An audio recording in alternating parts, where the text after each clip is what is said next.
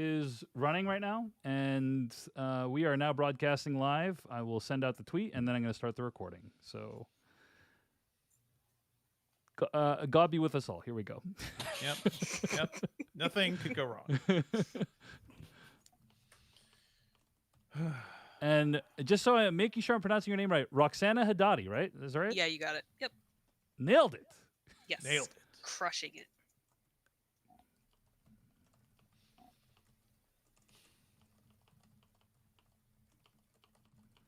Tweeting. Here we go.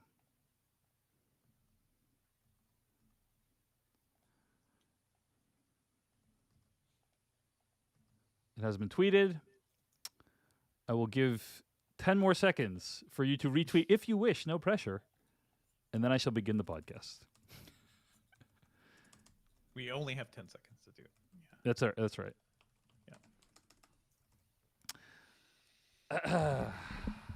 Here we go. I'm going to press start recording. Then it's going to do a 3, 2, 1 countdown, at which point I will begin. Everyone get ready with your silly sayings. Pressing start recording now. Here we go in 3, 2, 1. Hello, everyone, and welcome to the Slash Filmcast. I'm David Chen, and I think you can run on for a long time, but sooner or later, Angelina Jolie will cut you down. Joining me today is Devindra Hardawar. This was not the Firewatch adaptation I was expecting. Jeff Kanata.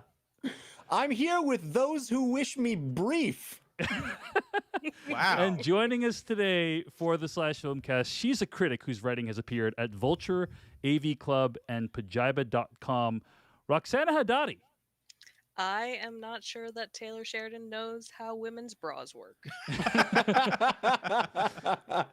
Welcome to the show, everyone. Of course, those statements are in reference to the main review of tonight, which is Those Who Wish Me Dead, new Taylor Sheridan action film starring Angelina Jolie. It's out in theaters this weekend and also streaming on HBO Max.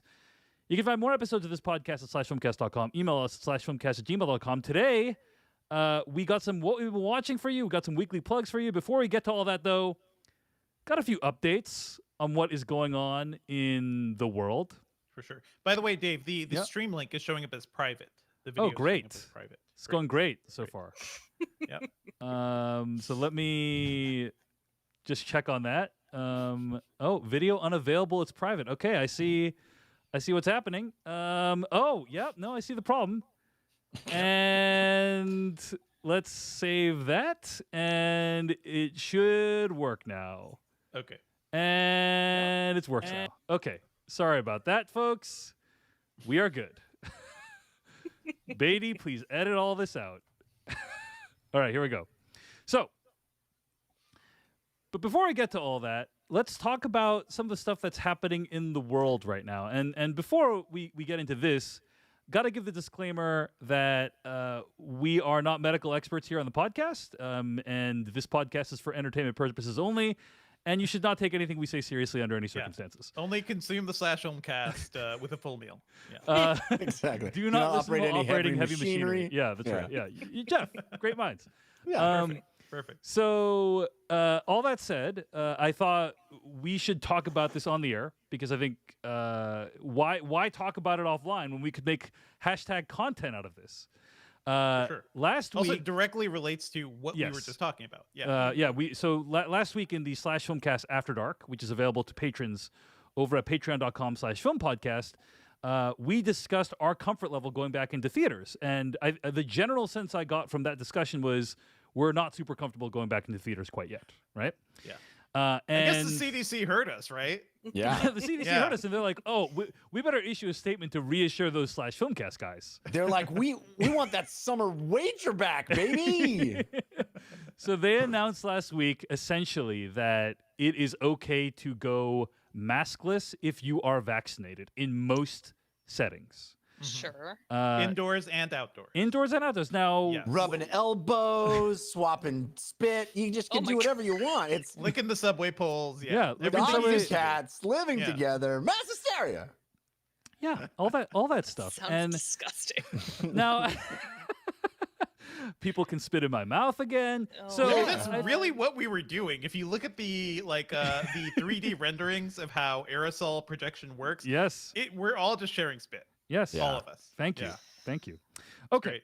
So, So who wants to go inside with other people? I Yeah, mean, why let's not? get back in theaters, everybody, and swap some spit. let's put aside the idea that the science seems to back up a lot of what the CDC is saying. I mean, Sure. some epidemiologists say like probably we should hold on to the masks a little bit longer, but largely the science seems to be accurate that if everyone is vaccinated, you can be indoors with them without any fear. But let's put aside Yeah. the fact that like in terms of implementation, a lot of problems with this. Like, how do businesses Well, what ensure that? could you mean? What could you mean? David Chen? Like, how can businesses ensure that people are vaccinated? And like a rejoinder I've heard is, No. there's a vaccine card, of course, but it's like, How dare you? I don't No. trust anyone. I don't trust anyone. What we've No, you seen, shouldn't. if there's anything we've seen over the course of last year, it's that people cannot be depended on to be honest or decent or honorable. So Yeah, but Dave, the real problem is those of us who would ask to see the card. That is Yeah. the real problem. No Yeah. vaccine passports. No vaccine passports, even though you were required to show vaccines for college, for international travel, for so many things. But Yeah. no vaccine passports amid an epidemic. Yeah. Yeah. I've seen, and there's all this like stuff going on about like people don't want to be seen without a mask because people are worried they'll be seen as like, Yeah. Trump supporters or whatever, and it's all politicized unnecessarily, mind you, unnecessarily. But let's put all that aside. Okay. Let's pretend all the problems of the world don't exist, which they are considerable. But let's pretend they There don't are exist many, for the especially purposes this week. of Yeah. this Yeah. conversation, right? Yes.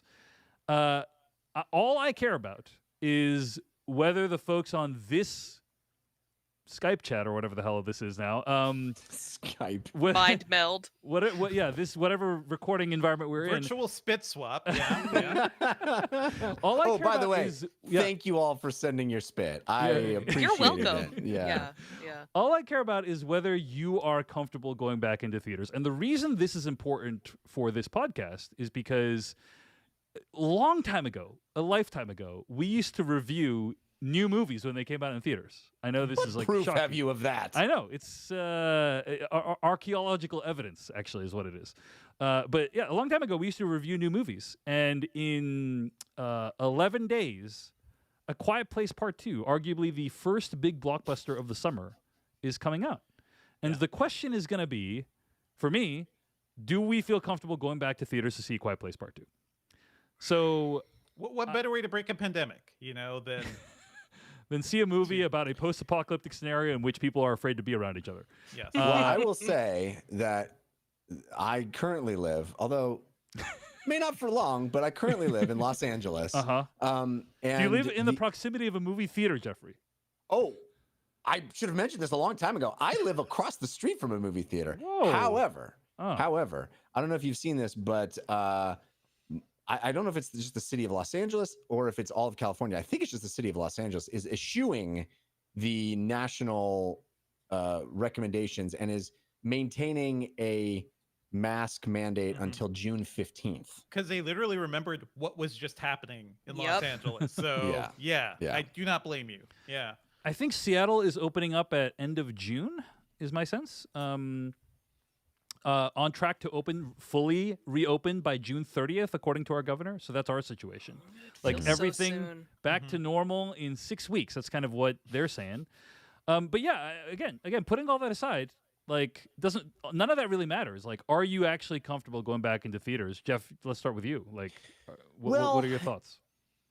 I will say this. I traveled this weekend. We are continuing our Are We Going to Move Out of State travel hunt, which I think should have been a podcast or maybe a reality show. It's been lively. It's not too and late, Jeff. You spirited. can Yeah, it's not make too late. this happen. You It have is. time. We're just going all across America looking for where should we end up. And so we're currently focused on Denver, which has been interesting. And Nice. I Yeah. really like Denver. It's beautiful. Have you looked at Boulder too? Like that. Those Boulder are like is the out of our the price sister range. ones. Okay, yeah. Boulder is the Boulder's place I would insane. like to be, but Yeah, there's a yeah. Google there, and so housing prices are bonkers. All the startups are there. Yeah. Yeah, you can't live in a Boulder unless you've already lived in a Boulder. You can't live anywhere where there's a Google. You can't live as a next to a Google. That's Yeah. the Google will price you out. Yep. Unless you work at Google. Then you're not at home anyway. So Which leads me to my next question. If anyone's listening that can hire me at Google, I would really appreciate that. There was a quick side note.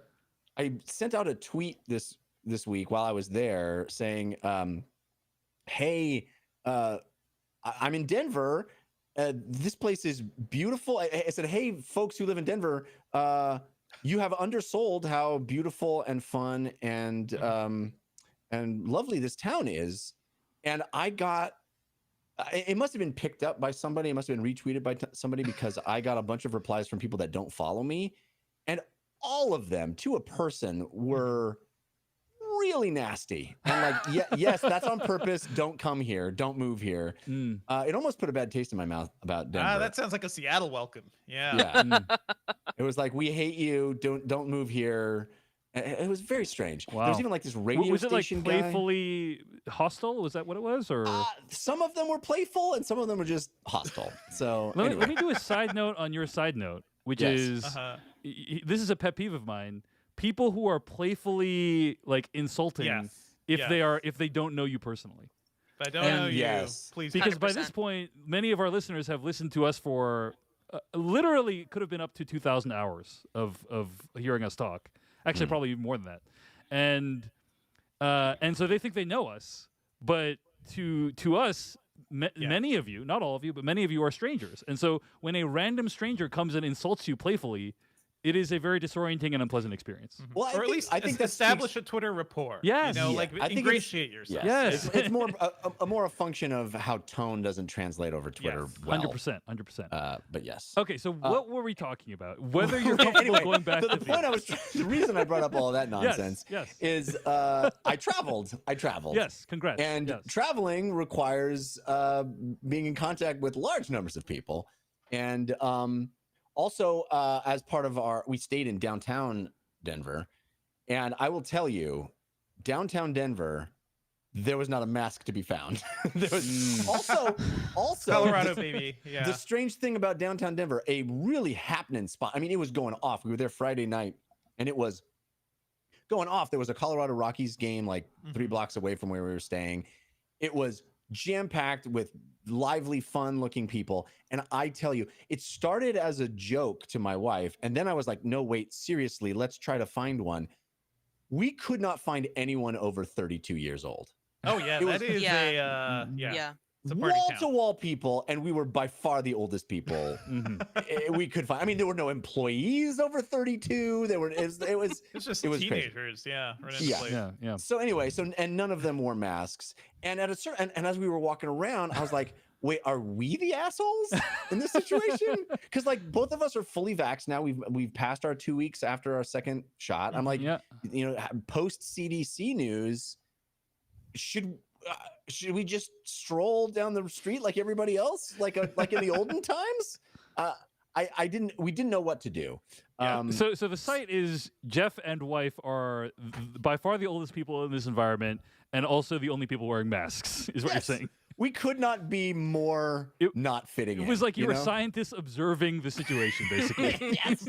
The strange Californians who set foot on this odd planet. Yeah. It was, not our. Yeah. But I only bring all that up to say that the answer is I don't know. Like, I had that feeling of maybe like, am I holding on to something that I don't need to hold on to anymore? Which is the narrative we were yelling about from those articles too, which I think just presented that idea. Like, am I the asshole now? Even though last week what I was doing was the right thing to do? Yeah. I think I mean, so we are all going to be slowly figuring this out, and we will have feelings about it that may not match with the science, and I think that's completely okay. I personally think it's, I'm still personally going to wear a mask pretty much everywhere because I just I fear the unknown, and what I mean by that, not the unknown of like going outside or anything, but just like I don't trust people to like be vaccinated when they say they're vaccinated. I just don't like this past year has shown me that Americans specifically are very unreliable. And Literally the gaping flaw in the CDC's plan, by the way. Like, hey, we'll give everybody some good news, something to look forward to, right?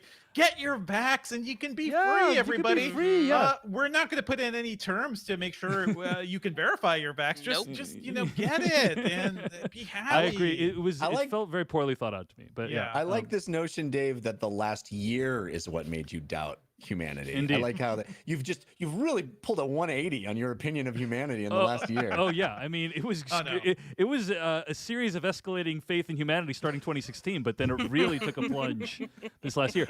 Roxana Hadadi, curious, like what your when you obviously treasure the movie going experience, from my sense. Course. Like when do you think you're going to be comfortable going into a packed theater with or without a mask? Oh my God, a packed theater. Packed is different. Well, I mean, okay, fine. A theater at all. Let's say you could pick seats and see that there's not that many people there. Let's start with that. Put aside the pack. Maybe October when Dune comes out, but otherwise, yeah. I risk death for Dune. Yeah. Yeah, I don't. As we all discussed, like we couldn't trust people to go to a movie theater and put away their fucking phones for an hour and a half. Like I don't trust that people are going to I don't know, not cough directly on somebody walking by. By the way, Roxana, I think you bring that up, and I think that's a whole other discussion we can have about the year that people didn't have to be courteous to others because they were only in their own homes, and how much worse the phone problem at movie theaters is going to be. Yeah, I just think that a lot of things are going to be difficult, and it's a matter of, like you said, like, will I still wear a mask everywhere? Yes. Mm-hmm. And do I want to chance, and this is perhaps just my own neuroses, do I want to like go into a theater with somebody who's like being an asshole, and then I have to tell them they're being an asshole, and then I miss my movie because I got in a fight with some rando? I don't want to do that. I don't want to do that. I hear you. I mean, I think the reality is that you can't trust anybody, and I will just tell a short story about that.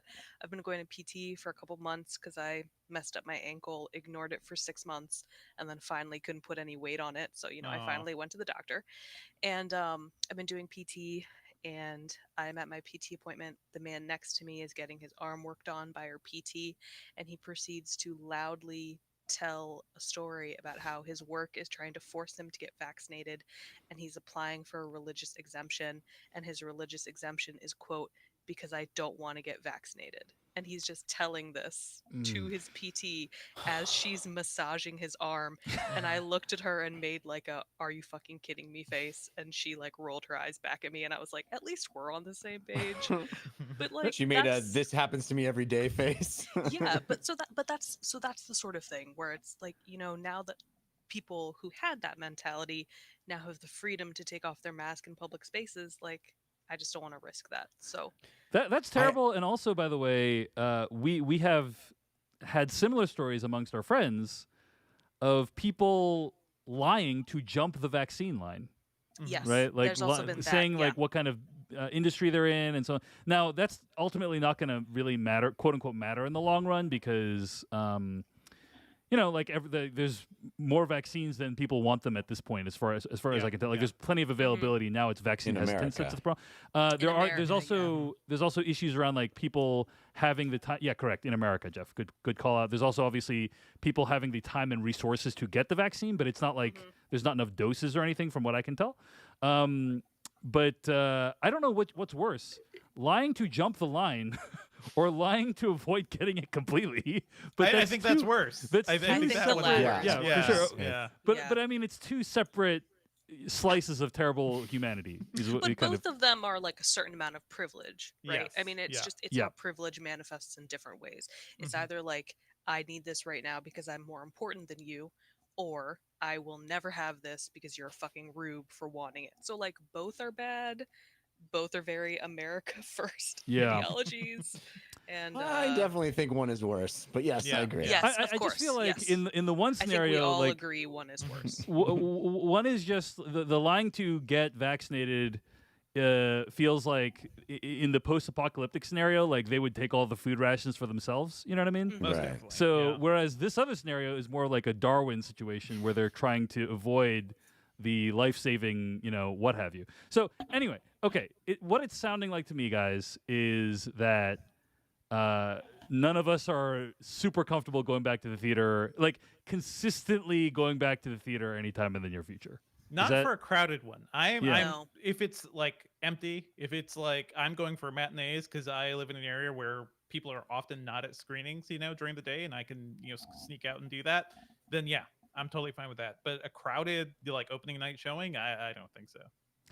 I think that means that most likely the Slash Filmcast is probably going to be streaming movies, like reviewing movies available on streaming for the foreseeable future is my guess, right? We got a tweet from a listener who pointed out that even in the case of Quiet Place Part 2, the window between when it is only a theatrical film and when it is released on demand is really small. So we can still review that as a main review, just a few weeks late. I think 45 days, right? 40. So it's like 6 weeks. It's like 6 weeks, basically. Yeah. So because all the movie studios negotiated tighter windows during this past year because they had tons of leverage over the movie theaters, right? So most movie theater releases will be either simultaneously streaming or shortly afterwards available via streaming. So yeah, you're right, Jeff. We will likely review Quiet Place, but probably in 2 months as opposed to in 2 weeks. Yeah. So I think that's probably going to be the plan. I mean, I am curious, like, Devendra, are you going to be able to resist going to see Fast 9 in theaters on opening day? You know what is opening day? Opening day early? Yeah, maybe take a day off, go at 10 a.m. I can see that. Something like that. Yeah.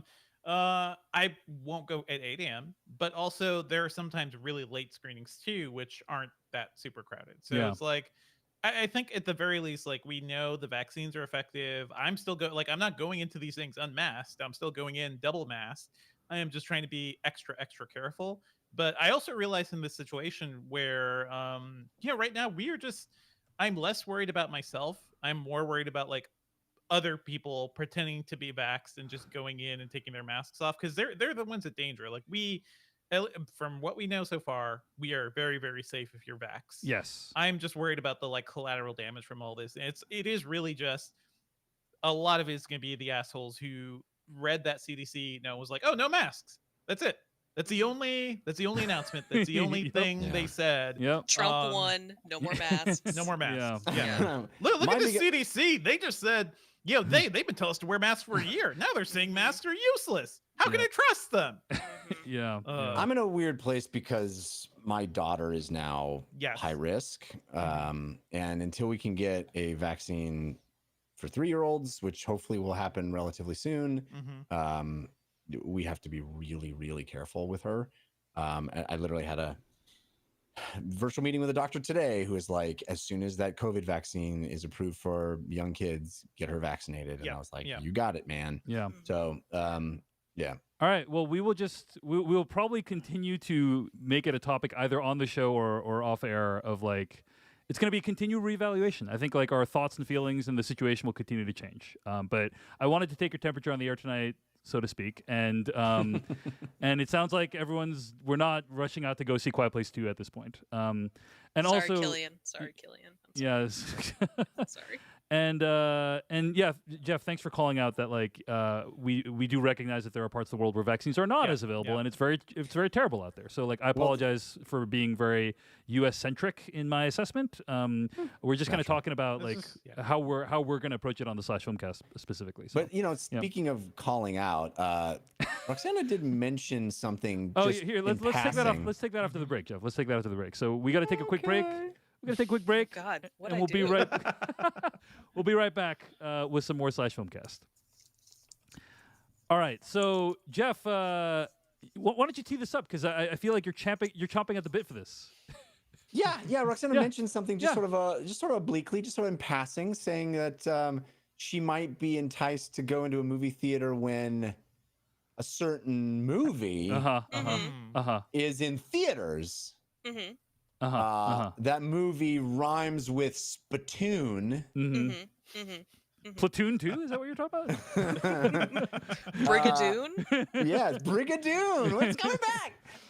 Okay, so let me dive in here, Jeff, because I'm my own worst critic, Jeffrey. Okay, so I will fillet myself to the full extent that I can.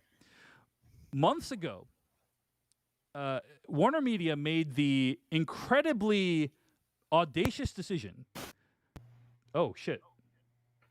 I'm here. We're still here. Oh, hello? I'm here. Yeah. Can you hear us? What happened? Yep. Did somebody change something in their audio? Nope. I It don't says think so. finished. It says recording finished. Huh. Oh, that's not good. Roxana, did you unplug your mic or Success. something? I don't think so. No. Your mic sounds like it's changed. So I think, can you tap your Yeah, microphone? Yeah. Recording finished. All of the Yes. tracks have finished uploading, and it is now safe to close this tab. Okay. That's weird. You have to start a new recording. Yeah, I'm we had to thinking- start a new recording, but Yeah. I just want to know what went wrong. Roxana, here, let me just start a new recording, Okay. and we'll Yeah. go from there. So hold on.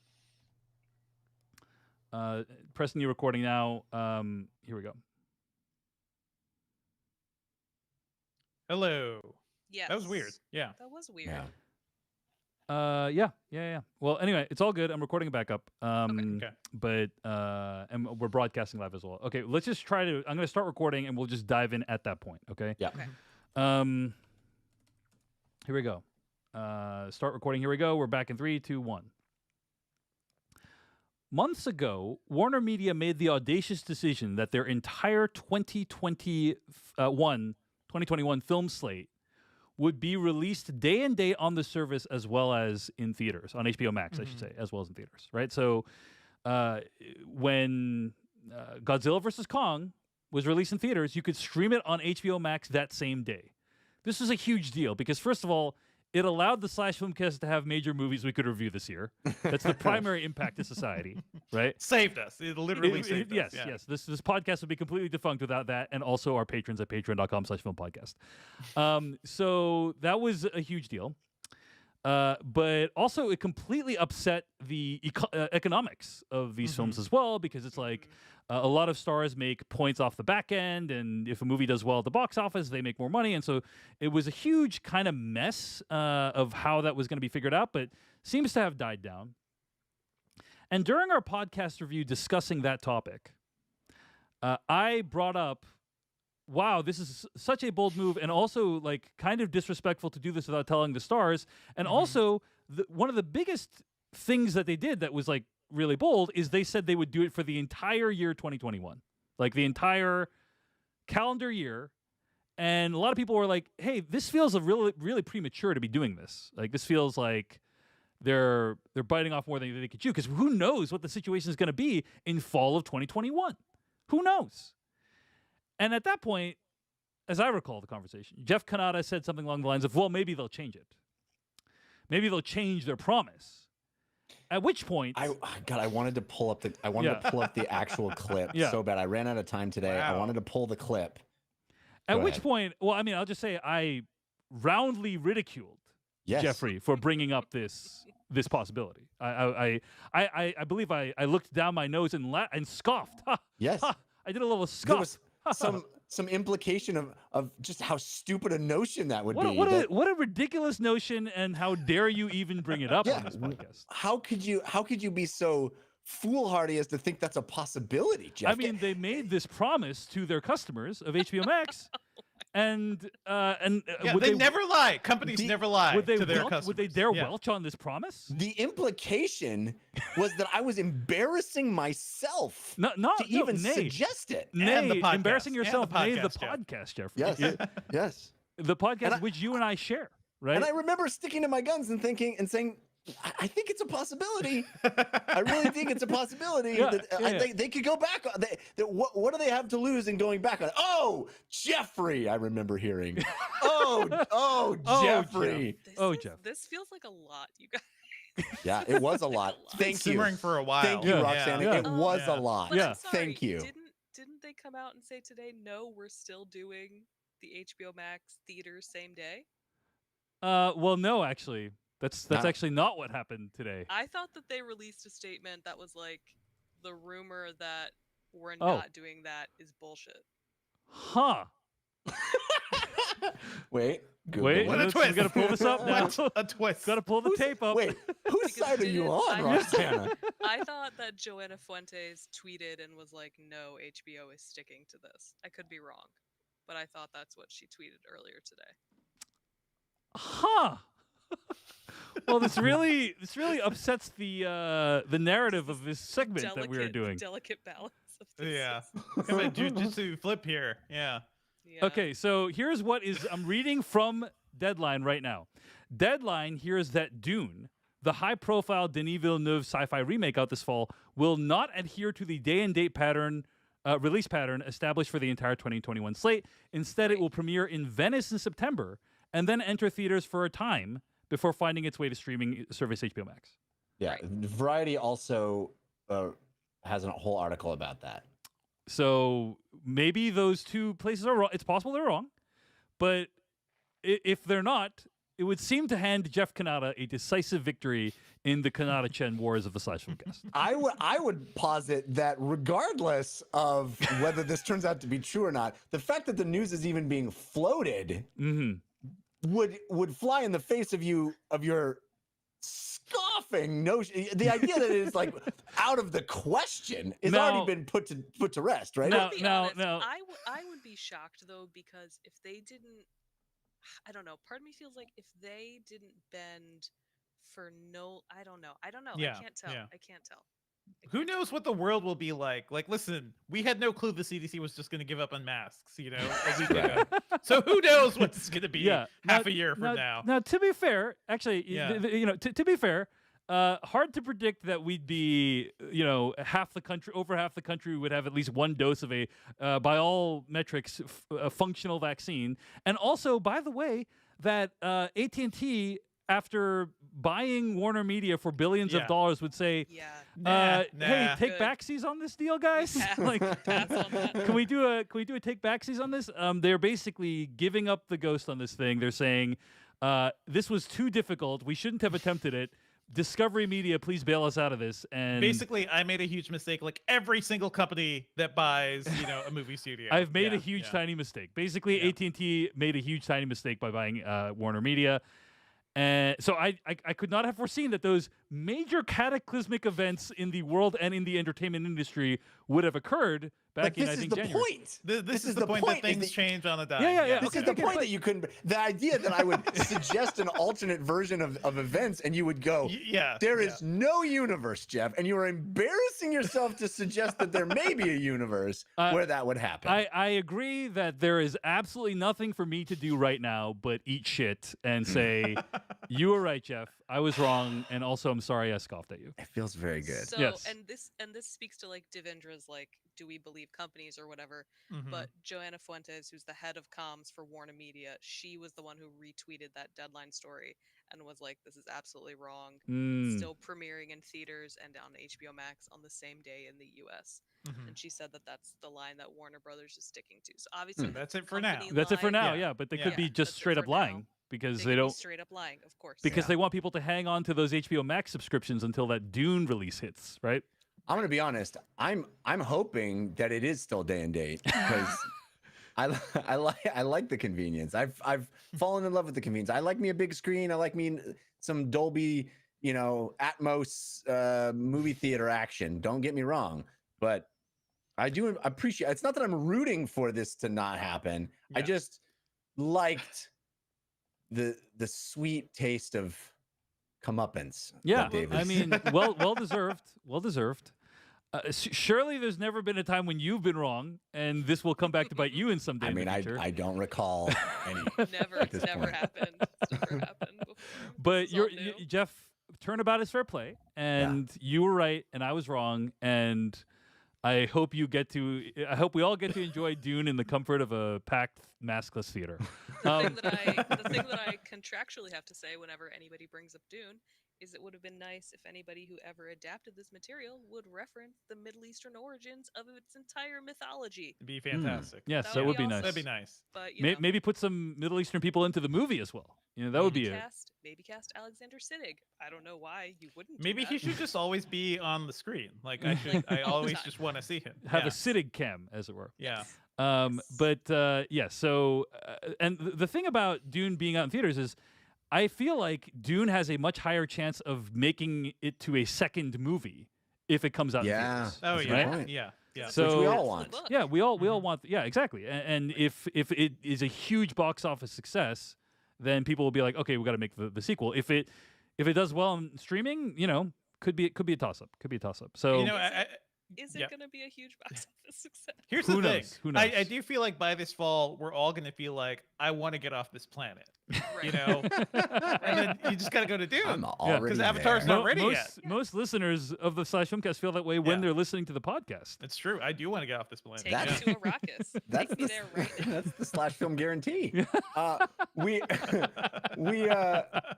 could actually have a whole conversation about what constitutes a box office success in this day and age. Sure, like, sure. Is Fast 9 being held to the Fast 8 standard? I think think so. you know what? I think Fast 9 is going to be the thing that's going to Yeah. break us out of the pandemic. Like, people are just we need to leave our homes. Convenience is one thing, but I need to get out of here. And I do think a I'm lot so of people sick of my are going to do hashtag that. family. I gotta watch some hashtag Exactly. family. Yeah. Thank you for the segue opportunity, Jeff. But why don't we transition into what we've been watching? That's good. Because this weekend I had the chance to watch Spiral, which is the newest chapter in the Saw franchise. We got any Saw fans? We're my Saw I like, fans. Where I my like Saw the fans one Saw, the first Saw. Where are my Saw fans? That's a good Roxana, movie. you a Saw fan? No, God. Wow. Okay. So Wow. I didn't know it was possible for a guest to be more disdainful than my co-host, but No, I she guess speaks for me. She speaks for me. I have seen every single Saw film. We can all agree that the first Saw is I think that's a genuinely good movie. I think there's a lot going on there, but I've seen a couple of the I'm not sequels, so. included in this week. Yeah, Just yeah. take me away. I thought that movie did a lot of things differently. It was like a nice grungy little indie horror, and then who knows what the hell happened after that. Yeah, so I've seen every single Saw film, and let me just say that a lot of people are in the Saw movies for the torture porn, right? But David Chen is not. No, he reads it for the I article. read He's it a for the articles. connoisseur. I read it for the articles. That's right. Here for the story, God damn it. Okay. So I you joke, all of you joke with your laughs and your jokes, but I think That is what jokes do. Yeah. the pleasure of the Saw franchise is you're watching these like incredibly elaborate traps and these like useless characters suffer through them, but where I really got into it was from Saw 2 through 4, all of which were directed by Darren Lynn Bousman, and the plot line of those movies, the timeline is so ridiculously convoluted that it became like unintentionally hilarious to me. Like even more complicated than the Fast and Furious franchise, which also has a 100%, hilarious 100%. timeline. Basically, the short version is you're watching Saw 3, or I don't remember which one John Kramer dies in. I think he's the Jigsaw Killer. I think dies in Saw 3, but spoiler alert, he continues to be able to be a character in multiple other films after Saw 3. And so the question is, well, how is that happening? How is that possible? and the way the series invents crazy ways for him to be part of the franchise is really entertaining. Like, for instance, this movie was actually happening at the same time as Saw 3. Like that's one of the ways it's doing. This is a guy that took over. That was Jigsaw Killer's protege, and he like made a bunch of recordings with him before he, because the premise, like the setup for these traps is you see the Jigsaw Killer on screen, and he's like, I want to play a game, and he's like, for too long you have taken your life for granted, and he's like, now you must prove that you want to live in order to stay alive. I Live or really die, need a whole make your show choice. of Saw voice, of Chen Saw voice, Jigsaw Okay, we voice. can Yeah. laugh at it, right? Because You're missing a serious TikTok opportunity here, Dave. Trust me, it's gonna happen. It's gonna happen. But yes, live or die, make your choice. That's my Jigsaw. Anyway, so point being, like that voice appeared. Tobin Bell, amazing actor. That voice appears in like many Saw films long after the Jigsaw Killer is dead. And so it's like, how did that even happen? And the way the movies invent all these wild methods for the Jigsaw Killer to still be alive is hilarious. So He just recorded all the phonemes. yes, so they can 100%. Or it's someone like faking him, or it's like the movies are happening at the same time, or the movies happen before. It's like a a prequel. You didn't know it was a prequel, and it happened before any of the events of Saw 1. You know, like all this wild stuff. I like the idea that somebody created an Amazon Echo of the Jigsaw Killer, so they could just, Alexa, Play Murder Trap 1. Yeah, threaten my captives. Yeah, exactly. Would you like to add this to your shopping cart? Nice. Nailed it. Yeah. Nailed I it. feel like I want to give all of you a cough drop. Like, I'm just very concerned. Sorry, I was actually I'm just doing very tired. I just realized I was actually doing a Christian Bale impression. I apologize. Yeah, you're just doing but- Bane. Bane's like this. No, yes. Don't be silly, Roxana. Bane talks But like wait. this. Which Bane? Okay, Which fine. Bane? You're doing Tom Hardy in The Revenant. Or the Harley Quinn Bane? Yeah. That sounds like the Harley Quinn Bane to me. Yeah. Okay, Spiral from the Book of Saw is the name of the movie. Chris Rock is a huge fan of the Saw franchise, and he's like, I want to make a Saw film. So He is living the life you want, Dave. You know that? he manifested I'm sure you it. have ideas to reinvent the Saw franchise. He Yeah. manifested it into existence, and he's like, what if Yeah. we did something radical with the Saw franchise? What if we added humor to it? And so I'm like, okay, this Like, is you interesting. mean like intentional humor? Intentional humor, that's right. Also, Samuel L. Jackson is in this film playing Chris Rock's dad. And you're like, oh, these are by far the highest profile actors to ever appear in Saw films, right? So so I'm like, okay, this is interesting. And unfortunately, the final movie is mid-tier, low to mid-tier Saw. Chris Rock is not allowed to be as funny as he should be. The new Jigsaw voice is very lame. It's not John Kramer Jigsaw Killer. It's Yeah. some other person, right? You're saying you could do a better Jigsaw voice? That's what this whole segment was. Yeah. Yes. It's Yeah. just been an audition. Okay, I'm gonna give you a sense of what it sounds like. Okay, so if the original Jigsaw voice is, I want to play a game, live or die, make your choice. You know, that's the original Jigsaw Killer. Here's the new one. Okay, it's like, for too long, Jeffrey Kanata, you have prized the lives of those around you as opposed to those of innocent. You know, like, Yeah. it's just He's a Mr. choice. Burns after the age treatment. yes. Well, I Yeah. like that they're not Yeah. attempting to just, have a sound alike. Yeah, no, it's true. A Dave Chen, if you will. They actually decided to zag instead of zigging. I It's think so that's true. Yeah. It's honorable. It's honorable Yeah, in a way. yeah. Sort of sounds like Beware the Beast Man. Sort of sounds Planet of the Apesy. I think they should have just gotten Gilbert Godfrey and been done with it. Yeah. Oh man. Yeah. Now that's a horror movie. Yeah. So I would say if you are a Saw fan, this is probably a 6 to 7 out of 10, which is to say worth checking out.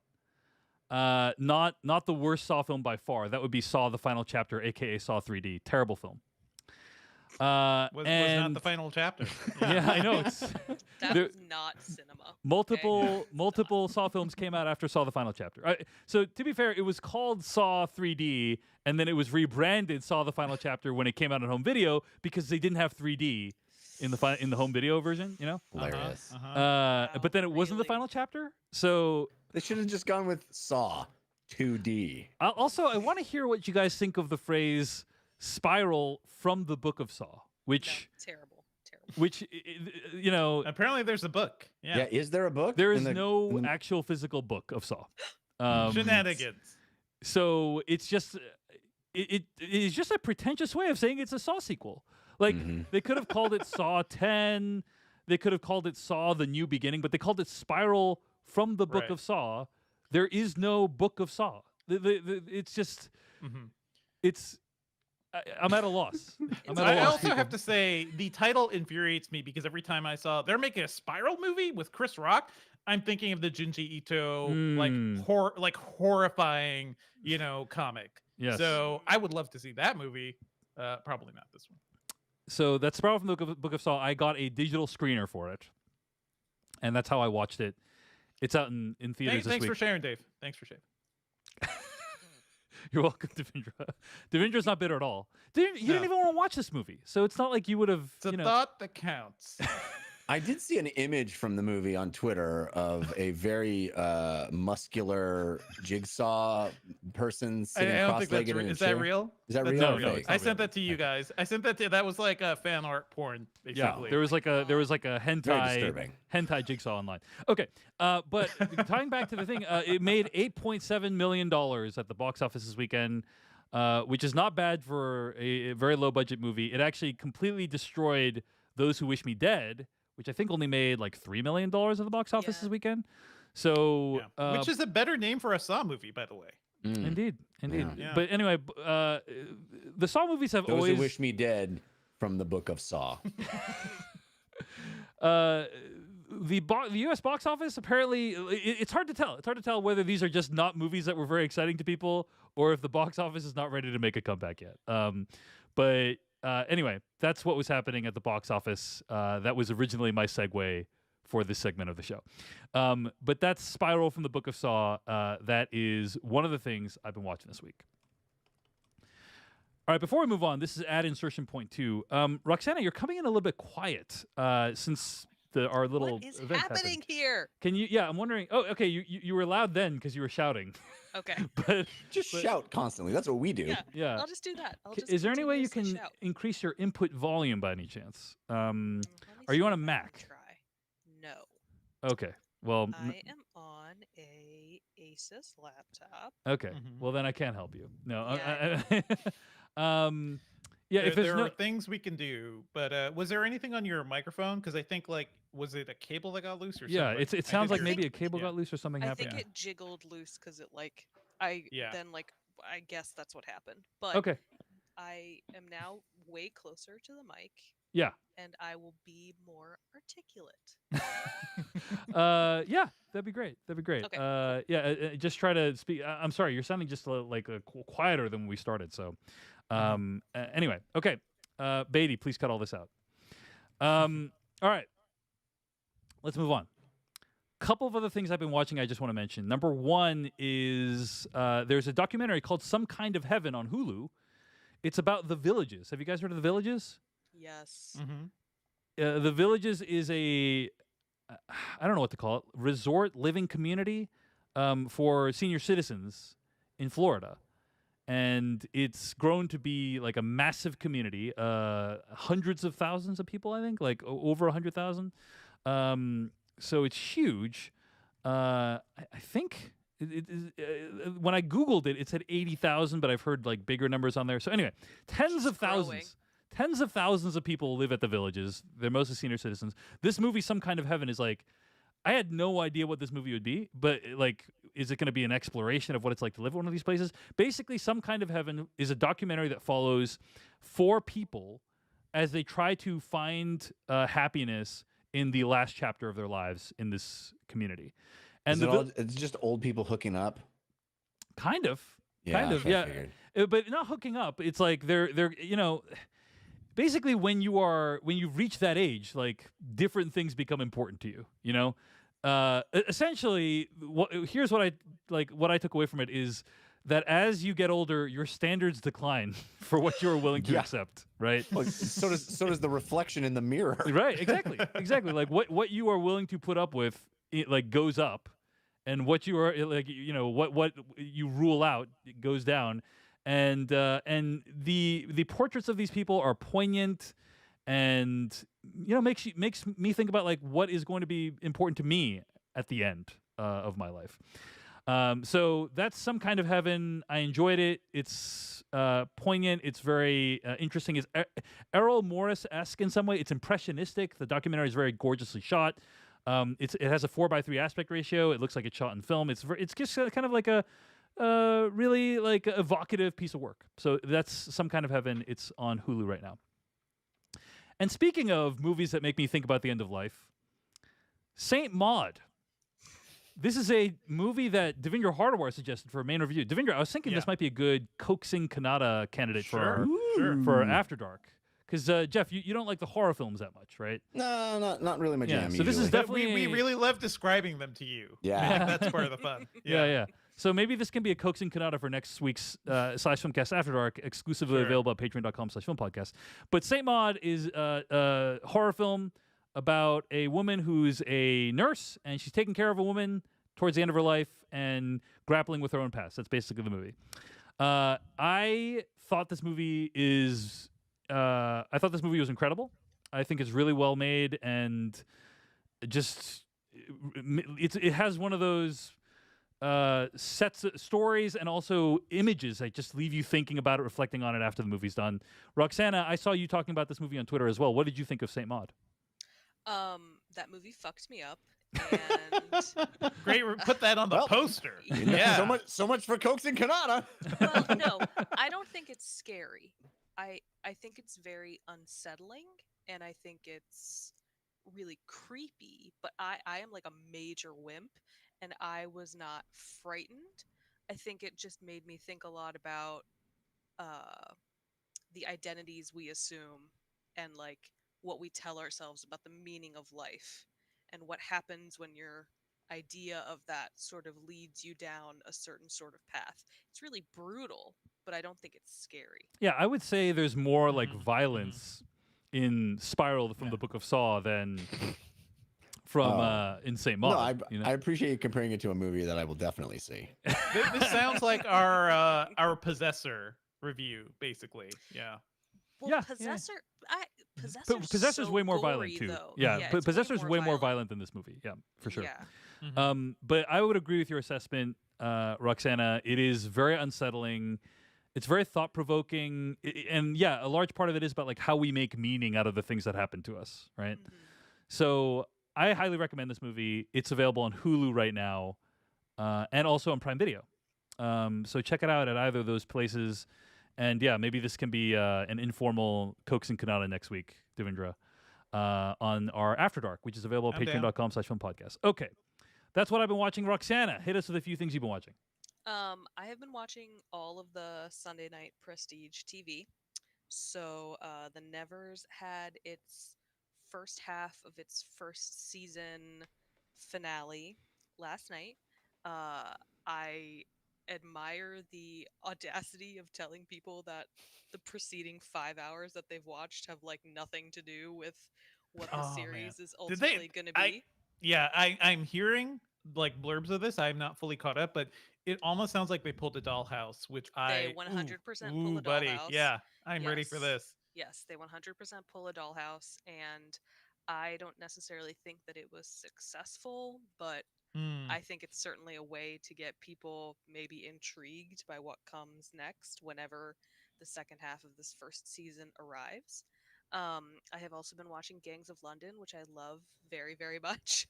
I appreciate your reviews, Roxana, just to remind people that, hey, this show is on normal AMC now, because when we talked about it, it was only on AMC Plus and nobody was watching. Yeah, it's on normal AMC. Not only was it on AMC Plus, you could not even buy it. Like I wanted to buy it, a blind buy it, and the option was not available to me. So that was frustrating. But yes, it's now airing on AMC, and you're a fan, Roxana.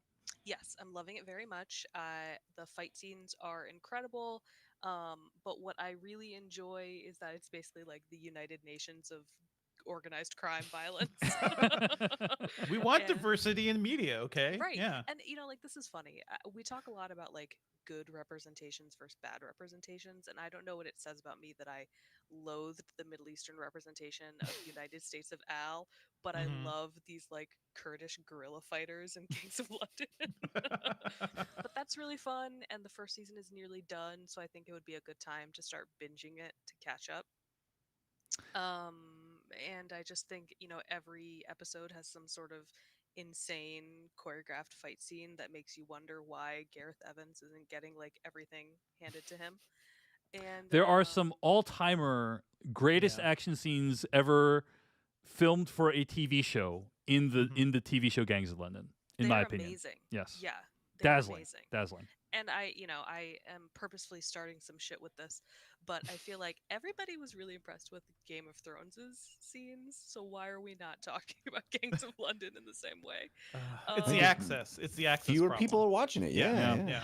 Yeah, I don't understand. It's just, and then it was like out a full 2 years ahead of us in the UK, so it's like the conversation is all split up. Yeah. I see now that the Blu-ray is available for pre-order too. I'm like looking it up now, and that's exciting to me. Yeah, I'm 100% buying that. Yeah. Yeah. For Joe Cole's butt and other reasons. And I'm, I'm also watching. Same. Yeah, why not? I'm also watching Mayor of Easttown on HBO, which I've heard that you guys are unimpressed by. Which, how dare you? And lastly, I also checked out The Perfect Candidate, which is the new movie from the Saudi Arabian female film director Haifa Al Mansour, and that is in theaters. It is about a young female doctor who decides to run for city council so that she can get the dirt road to the emergency clinic paved.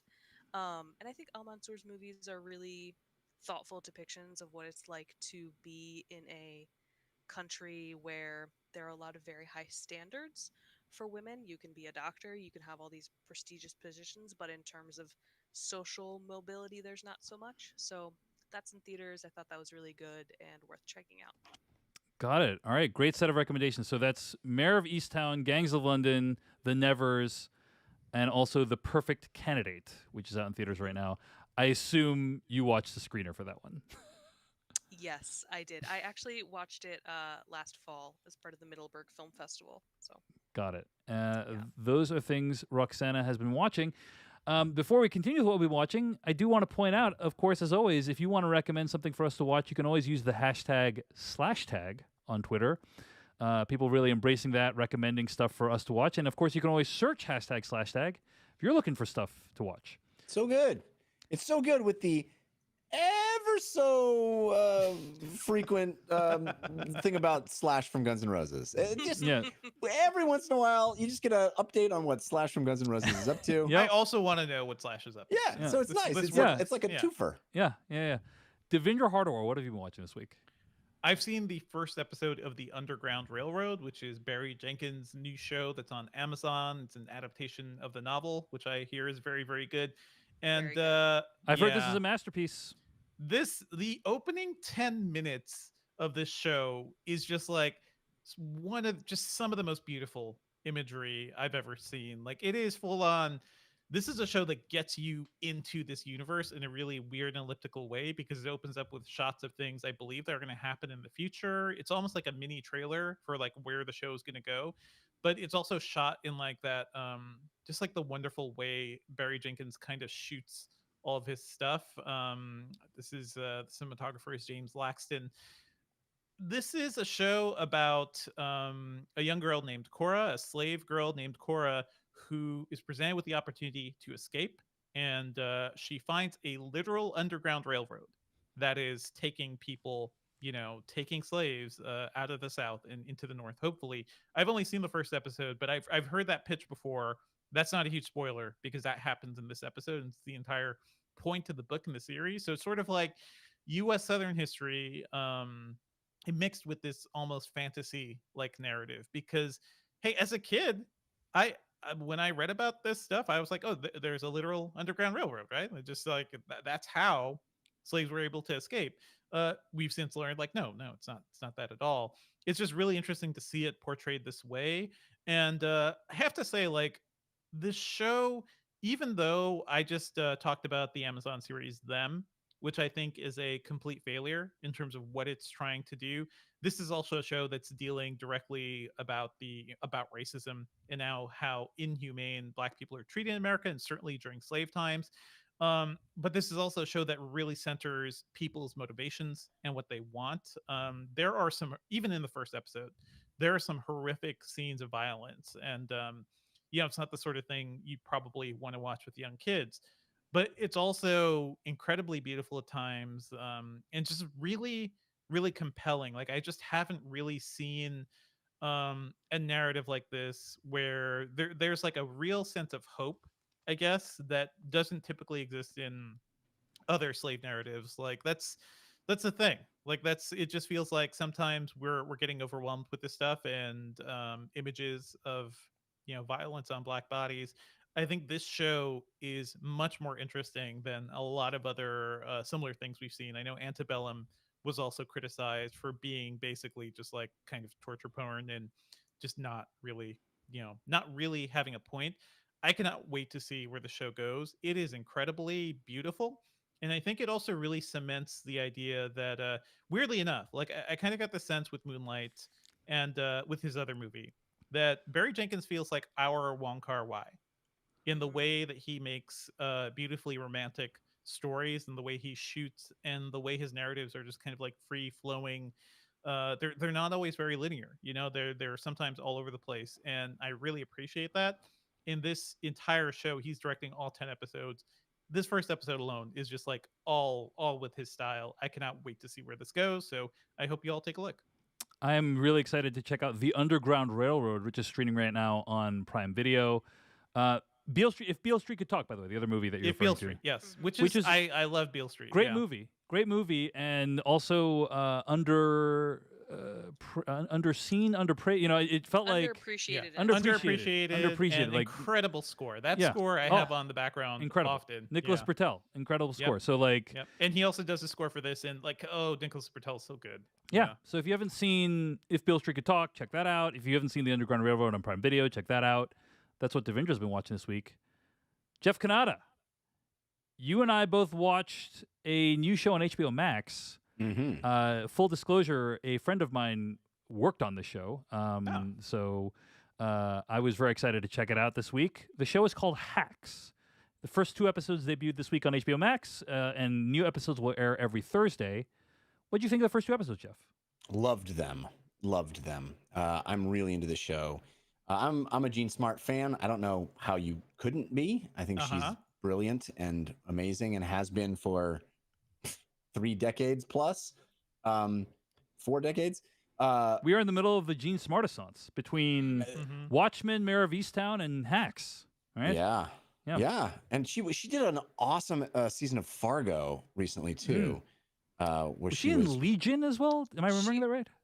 I don't remember if she was in Legion, but she was season 2 of Fargo, right? Yeah, she was, which I think was the best season of Fargo. Yeah, the matriarch. Yeah. She was so good. She was like this ruthless matriarch of this. She was awesome in that. And she played Melanie Bird in Legion, by the way. Yeah. Oh my God. Yeah. Stay working, Jean Smart. Good for you, girl. She's awesome. Phenomenal. She's awesome. And she plays, not a version of herself, but certainly something that pulls from a woman with a very long career. She kind of plays a version almost of Bette Midler or something like that.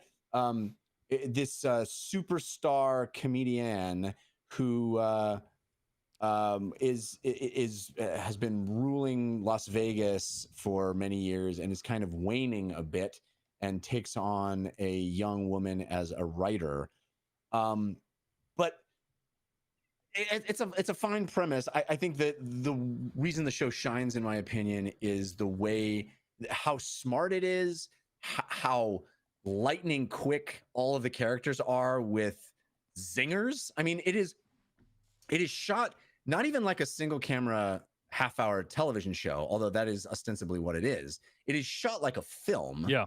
But it is written like a 3-camera sitcom. It's written in the sense that those old 3-camera shows, like Friends, for example, you have to have set up punchline like every other line. The jokes per minute in Hacks is really high, and it's not just because Jean Smart's character and the writer character are very smart, funny, comedic minds, which they are. And the reason that they mine such comedy from those characters is because they're constantly talking in that patter, that very smart, vicious, almost comedic turn. They almost have this banter back and forth. But they're not the only characters in the show that do it. All the characters talk like that. So it's a universe in which everyone is brilliant and everyone says a really funny thing often, all the time. It's constant, very, very funny. I think very smart, very funny. Jean Smart is great. The little universe they're creating is great of her being this megastar, and the circles that she runs in, the kinds of things that she, sort of her ultra success in the midst of loneliness, I think is very well expressed and illustrated in the show. I am just hooked after 2 episodes. I'm really digging it a lot.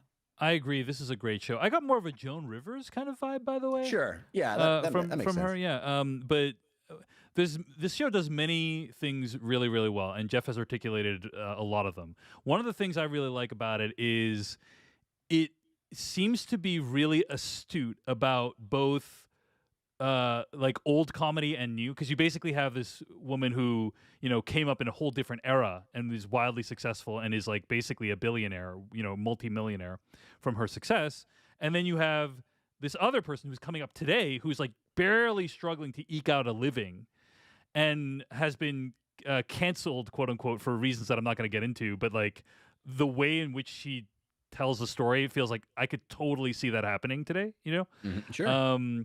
And I just think it is able to make kind of sharp observations about both eras of people. And I think that's, yeah, go ahead. I totally agree. And one of the things I like about the show is it's set up in a very traditional template, right? That sort of Devil Wears Prada-esque, like young upstart comes into the established, kind of prickly, hard to deal with woman. And the way those things tend to play out is it is the young voice that softens the old, the old successful one.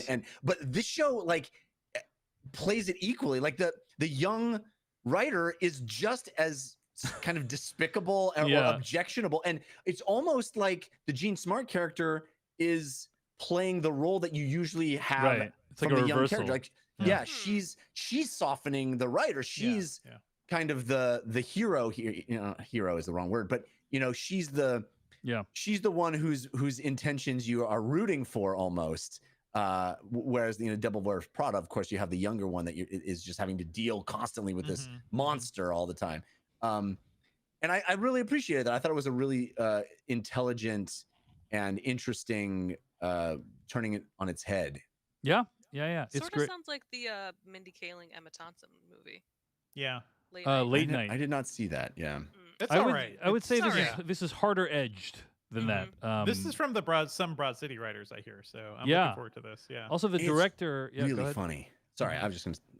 It's really funny. I think. I don't know, Dave. Were you laughing? I was laughing out loud a lot. Yes. It's very, very funny. Lucia Aniello directed the first couple episodes and probably more. She also directed a 2017 film called Rough Night. Starring Scarlett Johansson and Jillian Bell, which I think is like that one came out. It was one of those like it came out the same night as Girls' Night, and Rough Night and Girls' Night like came out within like a few weeks of each other, didn't they?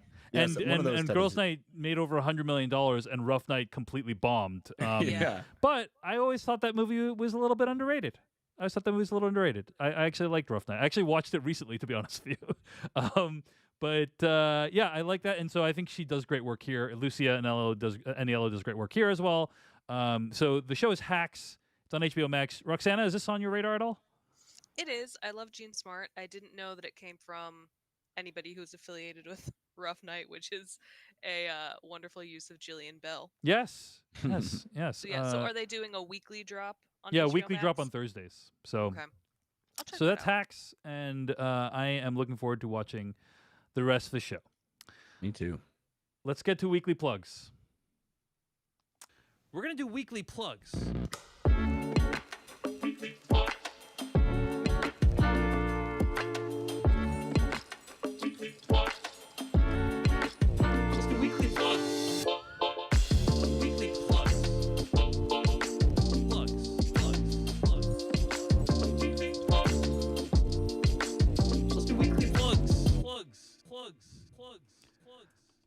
Weekly plugs, a part of the show where we plug something we've been in or something that someone else has made and that we're recommending.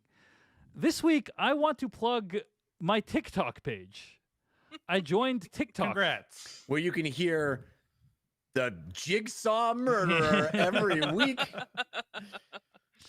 I was going to talk more about this in the After Dark, guys. I have a lot of thoughts on TikTok that probably a lot of our listeners don't care about.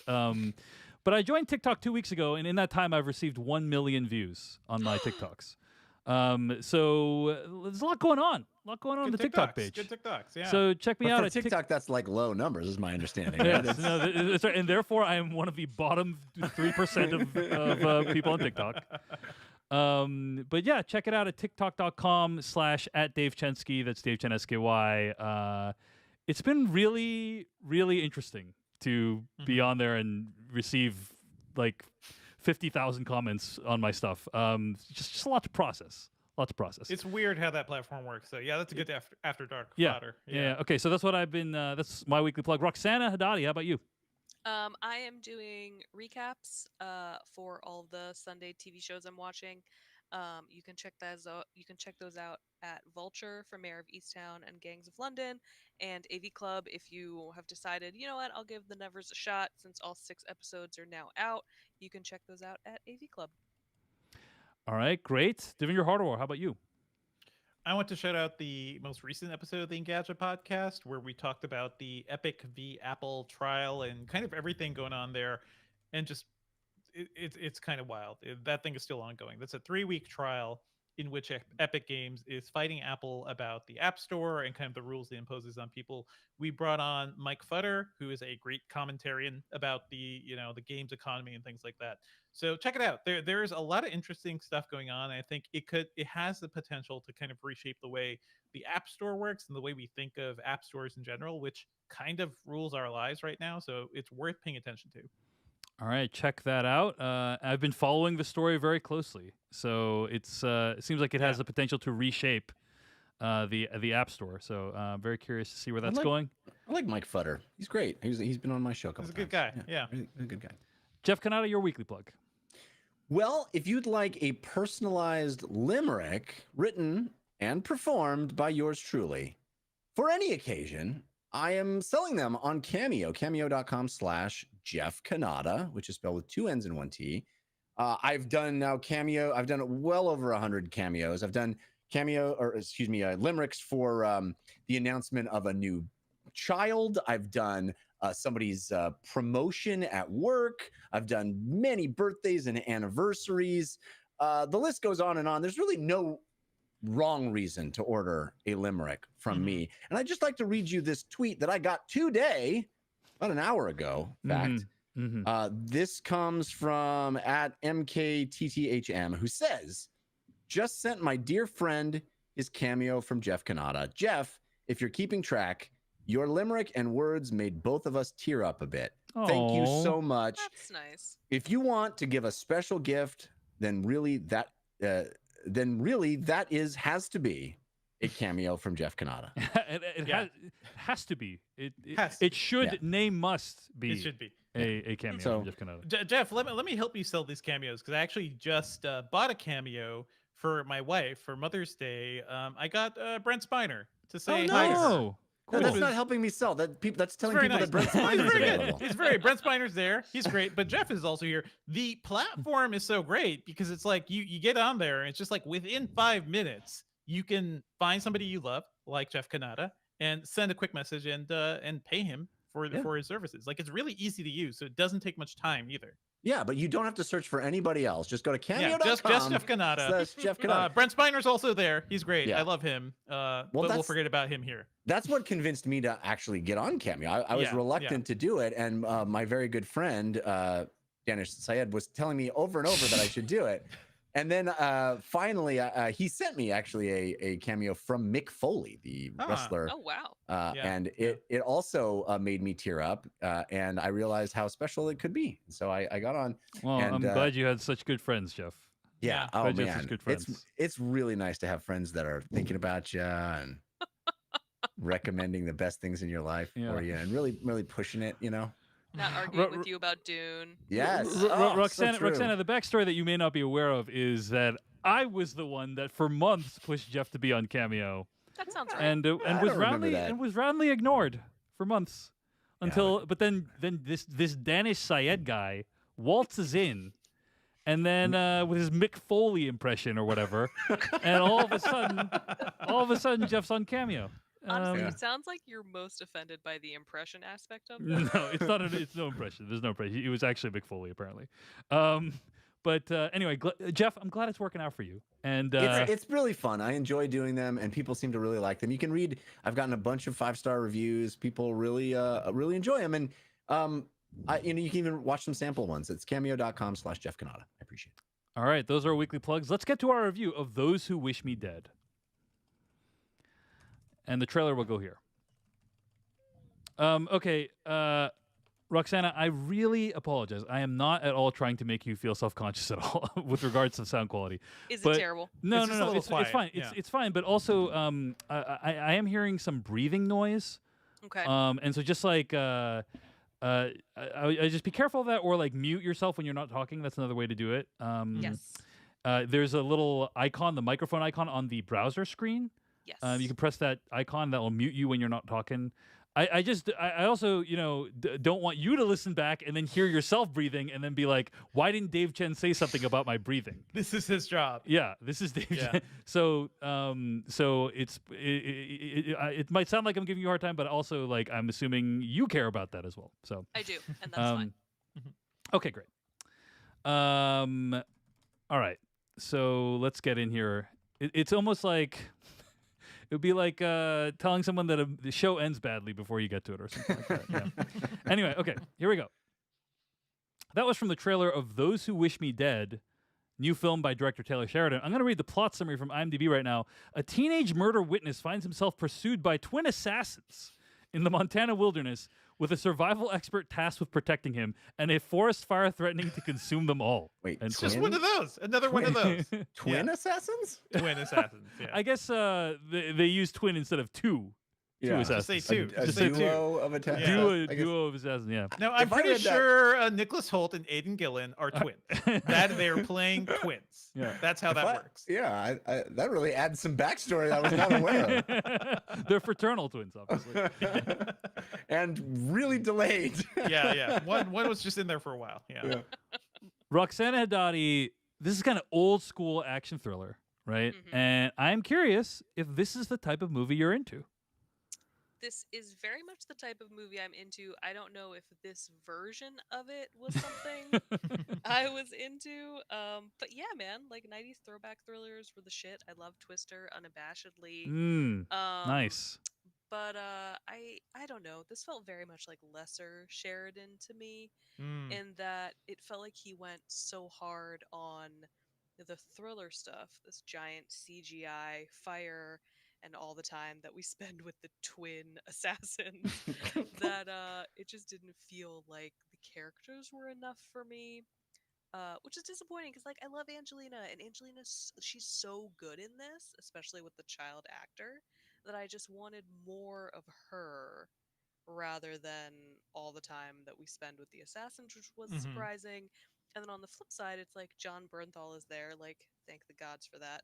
But then we don't spend that much time with his character or with the character that is his wife, and like they almost steal the show entirely. So it just felt very imbalanced to me. Yeah. A lot of elements to juggle that the movie maybe didn't do a great job of juggling. I mean, this is a guy, Taylor Sheridan, his first three movies that he wrote were Sicario, Hell or High Water, and Wind River. No big deal. Arguably Boom, boom, three boom. masterpieces. Yeah. 3 home runs. Arguably three, and then it's like, it's gotten less consistent since then. Yeah. Let's just What say. else you got, Taylor? I got a forest fire. I got assassins.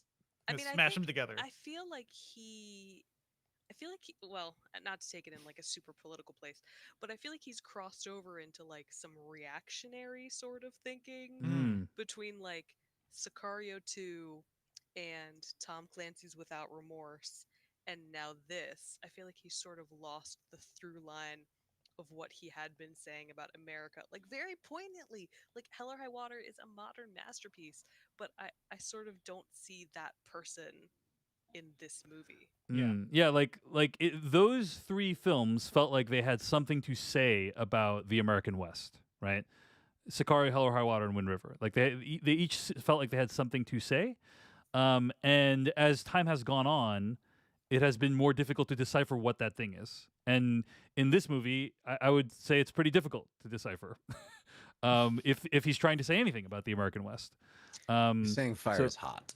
Fire's hot, and the Fire's people hot, who fight fires are Angelina's cool. hot, right. Yeah. Yeah. It's A lot of hot. and John hot as Bernthal well. is hot. Yeah. I feel like the closest thing that you get to him actually saying something in this movie is that completely random, unnecessary scene where the hotshot firefighters are heckling that girl at the bar for dating the guy that she's dating, Mm.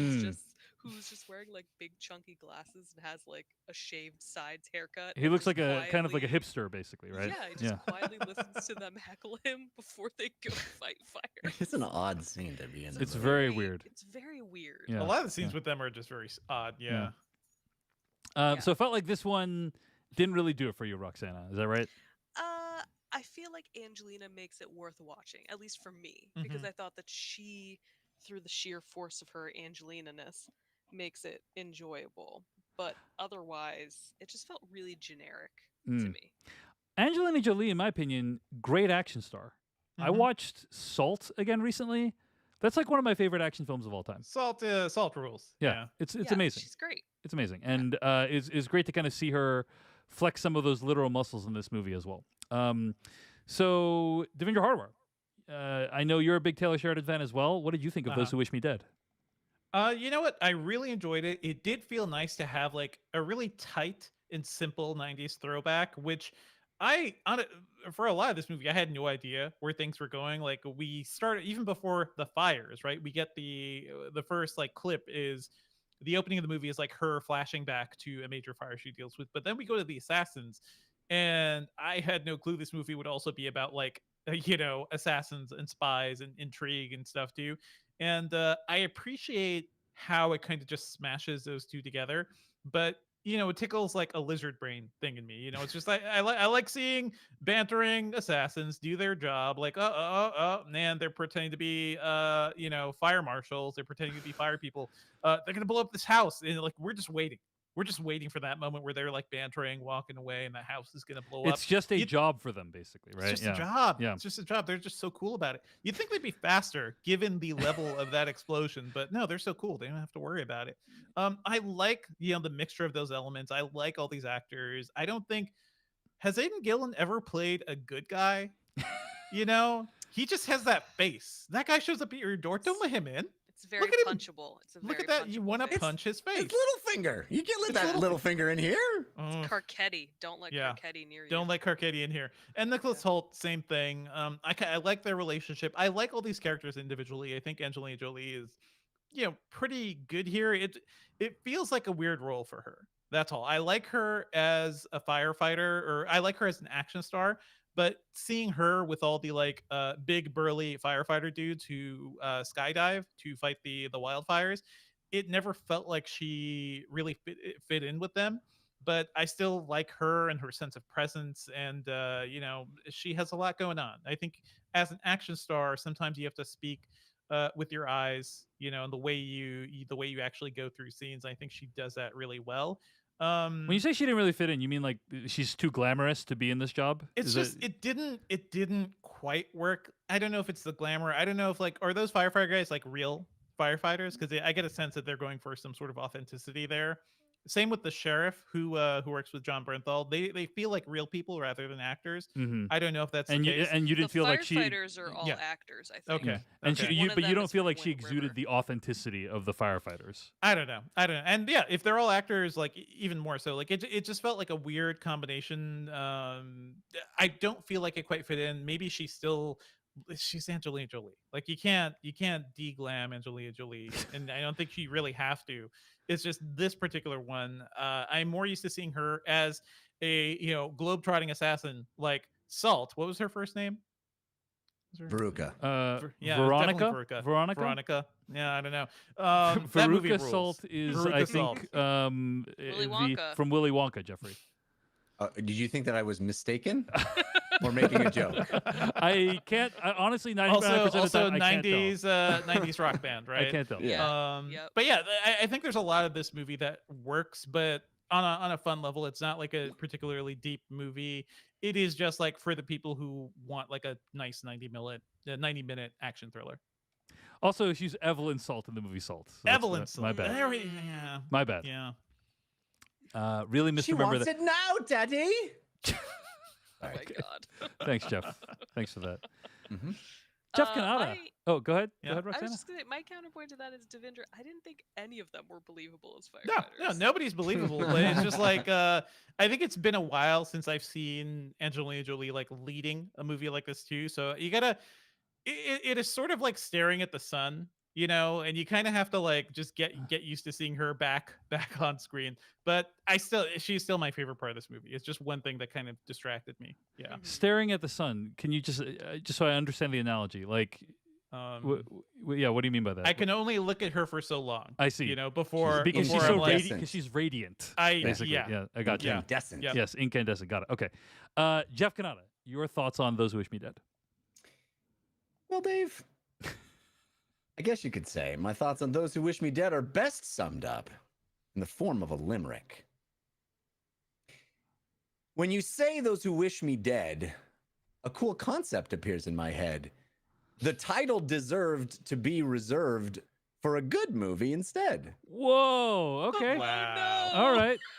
All right, Jeff. Those Who Wish Me Dead's an awesome title. It is Awesome title. It is. Oh. And Yeah. Can I ask you a I will question? agree that the movie does not live up to it. This is going to be a No, title it review. doesn't. Yeah, this is going to be a see. title review. Yeah. Buckle up. We know what we're in Buckle for up. here. Okay. Buckle up. Yeah. Who is speaking in that title? Who is the first person?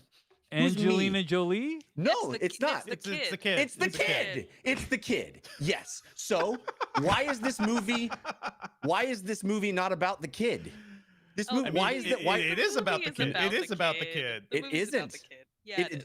the kid is not the protagonist of this. Well, then why do we spend 20 minutes at the beginning of this movie before we meet the kid? Yeah. We hang out. I mean, The movie is about Angelina Jolie and John Bernthal, and it shouldn't be. It I should not actually- be. I think the movie, what I hated about this movie, actually, if we're going to go like full abhorrence, is I think the movie's about the assassins. We open with the assassins. We don't open with Angelina and Bernthal. Like Right. the first significant scene is they're like blowing up the DA's house in Florida. So like Right. I agree with you that like this movie should be primarily about the kid, but I feel Except like Except problem we is- know absolutely nothing about the assassins. we Literally, know there's nothing about the assassins. We don't know what the kid's dad found. Aside Right. from some generic shit. Information. Right, We there's have- information. He's a forensic accountant, guys. He found some dirt. I They're killing him disagree for with the you guys. dirt. I disagree with you guys about Angelina Jolie in this movie. I think this movie suffers from star actor syndrome, which is in order for it to be made, there need to be roles for star actors to carry the movie. This movie would have been so much better if it had been about this kid, and he, through the course of it, encounters the John Bernthal character and encounters the Angelina Jolie character at the time at which the kid encounters them. There's no reason that we, the audience, need to have hung out with them as much as we hang out with them. It doesn't serve the story that's being told at all. It becomes this weird split narrative between, like, is Angelina Jolie is like dealing with her remorse about this thing that is super vague and doesn't bear any relevance to the story being told at all. And we're supposed to believe by the end of it that she somehow made up for that other act. Like, no, she would have done this anyway. She would have tried to save a kid anyway. Like it's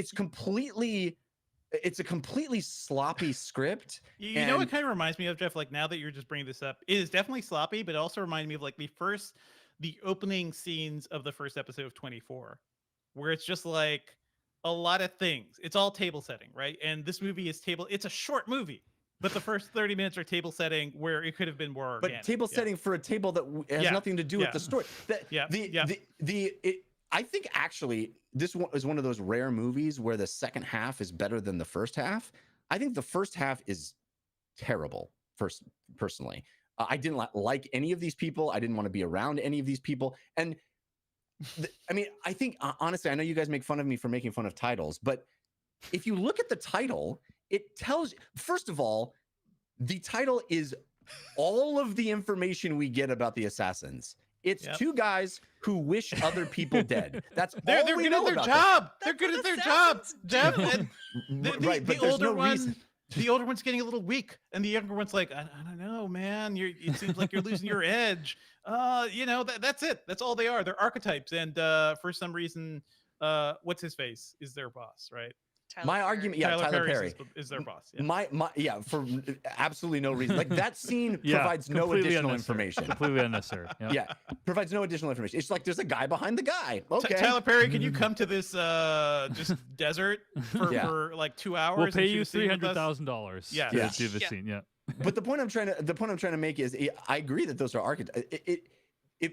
There's no there, and to call your movie "Those Who Wish Me Dead" when it's clearly not about the person who is wished dead makes no sense. You know what's hilarious is that Jeff is a title guy. Dave is an ending guy in terms of like mission, like deal breakers for movies. Yes. I need a thing. I need a thing to hang on to. You need a thing to ruin movies for you. Yeah. Go ahead. Yeah. It was a book. And Yeah. the Right. book- You can be the book guy, Devendra. Like Right, the book and was the- way better. I don't like that. And the book follows the kid.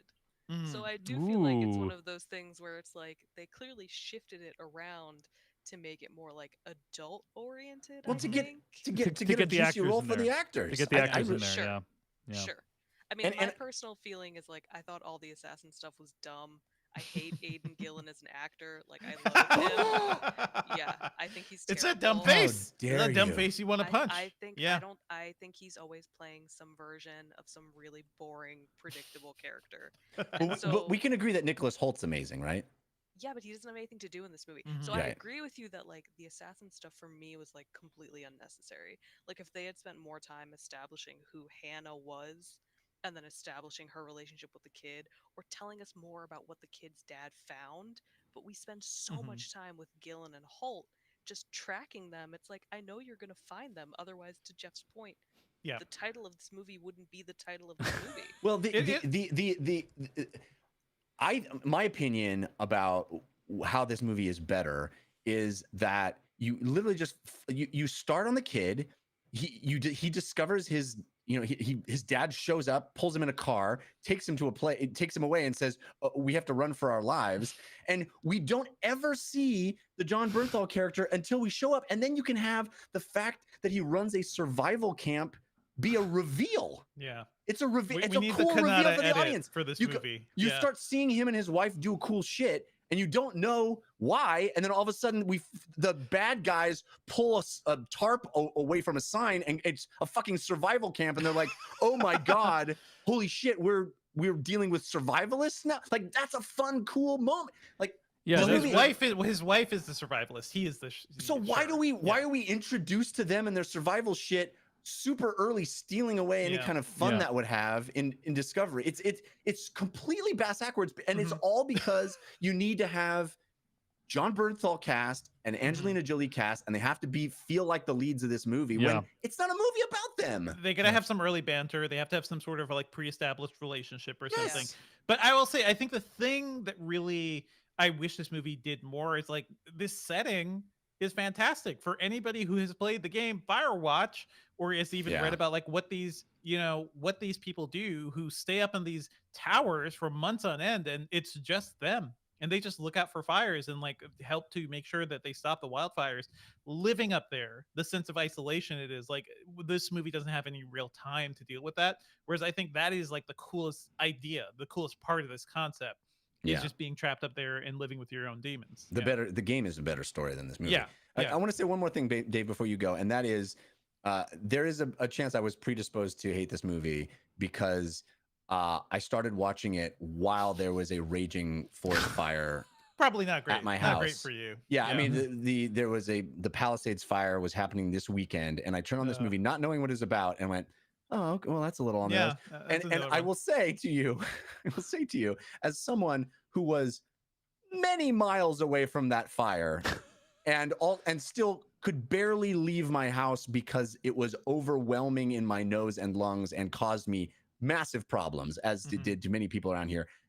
When you see a movie when people are like 3 feet from a fire and just talking away and having a great old time, I was like, it's not really real. There's a point where they're running from it, like the wind and the happening, which I'm like, this movie gets really hooky really fast. Also want to say, kind of related to this, Jeff, I hope you realize Denver and everywhere around there also a lot of wildfires. I know. A lot of Ton of them, wildfires. Yeah. I know, but you can't escape climate change. Yeah. So I'll just say some quick thoughts, and we'll do some spoilers. I know we're running a little bit against the clock here. I'll say that I really quite enjoyed this movie. What? It is a throwback. It's a throwback to I also enjoyed it, Jeff. 90s. Yeah. It's a throwback to Shocked. 90s action movies, right? When have Jeff and I ever been on the same side? I know. I'm so Wow. happy about this, Amazing. by the way. Amazing. End times. Yeah. But yeah, it's a throwback to 90s action movies where it's like this is a thing that like you could probably like rent at Blockbuster, you know, and it's like there's nothing except some decent action set pieces and star power powering this thing. Like that's the whole thing. Is nothing else. I don't think the movie, as we discussed, is really about anything, right? And Sometimes you get a run from lightning, okay? Oh Okay. my God! Don't get me Does she started on Does that. she get struck by lightning? Mm. Because I feel like the movie cannot decide. Yeah, I don't know. Yes. I don't She know. insists no, but Yeah. yeah, maybe not. Yeah, It yeah. looked like it. All right, Dave, go on. Thank you, Roxana. So I think I enjoyed it, and there were some really great set pieces and confrontations in this movie. Like that's what I'm looking for. I'm looking for the tension. I'm looking for Angelina Jolie to do some badass stuff, and I think she has a handful of opportunities to do that in this movie. Also, Jeff, mild spoilers for the Adam Wingard movie You're Next. Mild spoilers for the Adam Wingard movie You're Next. So reach for that button if you don't want to hear mild spoilers for the Adam Wingard movie You're Next, the 2011 movie. But that movie reminds me a lot of what you just said, Jeff, which is the way that movie unfolds is this woman goes to visit her boyfriend's family, and then their whole family gets under attack by these like people that seem to want to murder them all. And then you find out that the girlfriend that you have been that is like is the protagonist of the film, that you're invested in this person. She grew up in a survivalist family and starts doing incredibly badass things to like strike back at these people. And so Sounds pretty fun. yeah, it's a really fun movie. So it sounds like that's kind of what you're describing. If for those who want to see a version of what Jeff was pitching just now, You're Next, the 2011 Adam Wingard movie, I would say is a good example. Okay. But I like the movie. I like Those Who Wish Me Dead, and I think it's pretty enjoyable. Again, old school throwback. If you like those action movies in the 90s, I think you're gonna like this one. But the This thing is a movie where lightning strikes more than twice towards Angelina Jolie. Like this is one of those movies. you yeah, know? there's a reason why they don't make these movies anymore, though. And I think it's they're because bad. well, I think because people in general want more from their movies, either in terms There's of no Especially from superheroes in Taylor them. there's no Sheridan. superheroes Yeah. in them. That's right. Like Yeah. if you made this movie today, she'd be like you could have I mean, made this they movie. did make this movie today. You you could have made this movie. You're right. You could have made this movie, and she's a minor DC character, and it would have done 10 times as much box Yeah, office. she does get hit by lightning, but it gives her powers. Yes, I know. Oh my So God. anyway, it's the Who's type of to movie say we it don't really see doesn't? anymore. Okay. Yeah. All right, shall we do spoilers real quick? Yeah. Couple minutes of spoilers. Here we Sure. go. Now you're looking for the secret. You're gonna see this coming. No. But you won't find it because, of course, You're not gonna see this coming. you're not really looking. I have been puzzling over how it works. You don't really want to work it out. Who's in the box? I have been dying to tell you. I want to tell you my secret. You want to be fooled. All right, spoilers for Those Who Wish Me Dead starting right now. So as you pointed out, you never find out what's on the tape, right, or what's in the hard drive or the thumb drive or whatever, right? Well, You can I know? say one thing? Yeah, One please. thing that I wasn't going to say during Yeah, non-spoilers, non-spoilers, but yeah. I guess isn't really a spoiler. This is the perfect example of a movie that didn't need to happen. Why does the father write out everything and give it to the kid instead of just driving to the news station? Yes. Just drive to the news station and hand it to the, or drive to the Well, newspaper. he can't trust anybody, Jeff. He has to go to But, his but he's brother-in-law. asking his kid to trust somebody. If anything happens to me, do That's the a last thing. resort. No, That's a listen, last listen, resort. listen, Come listen. on. If anything happens to me, do the thing that I should have been doing right now. Yes. And like, how is it that this DA had this like major ass investigation and they hadn't tipped off like a federal agency or like other news media? I mean, the entire setup is so sloppy, and I do Yes. think that is part of what makes it difficult to feel like involved in any of Yeah. this. It is very like the least information you need. Like, Yeah. listen, dangerous info, assassins, go. Yeah. I will say I really liked so no dispute of anything you're saying, guys. No, everything you're saying is correct, but I really like some of these confrontations. Like there's the scene when they assassinate the dad, which is just really brutal. Like it's a brutal. I mean, they are evil fucks in this movie. Yeah, they're like Anton They're- Chigurh style. Like I mean, reprehensible. There's no redeeming quality to these monsters. They will murder children and family. Like they don't care. To that, I give the movie a little credit. You know, it's like, well, it's not pulling any punches at least. But I thought all the stuff with Medina Senkor, who plays Allison, John Bernthal's wife in the movie, like all that stuff with her was like it's worth seeing the movie alone for her action scenes, in my opinion. From between when she uses, I think it's bear spray to destroy Aidan Gillen's face, to then good one-liner. It's pointing the wrong way. Yeah, no, it's not. No, it's not. Yeah, it's good. It's good. And then later on, she has like a rifle and she's going up against his AR or whatever, and it's like she's riding a horse while 6 months pregnant. Like she is a superhero. That's just undeniably. I was just like, I've never seen anything like in terms of a confrontation. I've never seen anything like this. And they both run out of ammo at the same time, and it's like that's just an awesome scene. That's an awesome scene. And then the real tension there is them both reloading at the same time, which is just like oof. Yeah, it is so like faster. Yeah. Don't you think that scene happens really early though? That's the end of the movie, man. It's like in the last like 30 minutes. Yeah. There's another half an hour after that. I know. I was looking at the clock the entire time. Oh my God. I don't know. It's a minor quibble, but it felt to me like a weird time to eliminate one of the major bad guys. And it's like there's no doubt to me that the big bad guy is fire. They still have to fight the fire. Yeah. Big bad guy is Tyler Perry, and then secondary fire. I guess the big problem with the film, right, other than all the 15 things you guys listed, is that ultimately Angelina Jolie's the whole movie. This is one of those things where all the action of the movie solves your personal problems, right? Like Die Hard for no reason. Die Hard, it's like taking down Hans Gruber helps his marriage out, right? And it's like this movie, she has this trauma from not saving these kids, and now she got to save the kid, and she gets over it. And it's like it just never really connected with me. Like the pieces that need to be in place for that journey to be emotionally cathartic never really connected with me, unfortunately. I never felt like, oh yes, this is really truly her redemption, for reasons I think, Jeff, you and Roxana have already articulated. So I would just like to say that if you took down Hans Gruber, it would save your marriage. It's true. So that's fact. But at the end of the day, I think, if you like those old school action movies, I think you'll like this movie. And maybe, Jeff, do you disagree? Did you like those old school action movies and you didn't like this, or did you just never like those movies? Well, if you're asking me to compare it to Die Hard, is that what you're asking me?